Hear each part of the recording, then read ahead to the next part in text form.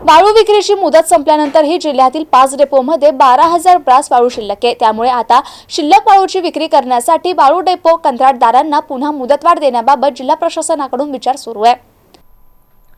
जिल्हा प्रशासनाने गेल्या वर्षी वाळू घाटातून वाळू उपसून 5 वाळू डेपो तयार करण्याच्या निविदा अंतिम झाल्या होत्या। यामध्ये पैठण तालुक्यातील ब्रह्मगाव, फुलंब्री तालुक्यातील गेवराई गुंगी, वैजापूर तालुक्यातील डांग, पिंपळगाव, सिल्लोड तालुक्यातील मोढा यांचा समावेश होता। त्यानुसार डेपो कंत्राटदारांनी वाळूचं उत्खनन सुरू केलं। मात्र 16 फेब्रुवारी 2024 रोजी राज्य शासनाने नवीन शासन आदेश काढला। त्यामुळे वाळू विक्रीचे दर 1300 रुपयांपासून 2400 रुपये प्रति ब्रास झाले। अचानक वाळूचे दर वाढल्याने नागरिकांनी वाळू खरेदीला प्रतिसाद दिला नाही। एकूण 65,327 ब्रास उत्खननाची परवानगी असताना केवळ 39,815 ब्रास वाळू जमा करण्यात आली। त्यापैकी 22,742 ब्रास वाळू विक्रीसाठी बुकिंग झाली होती। वाळू विक्रीसाठी 30 सप्टेंबरची मुदत होती। ठेक्यांची मुदत संपल्याने प्रशासनाने शिल्लक वाळू विक्रीसाठी 1 महिन्याची मुदत वाढ दिली होती।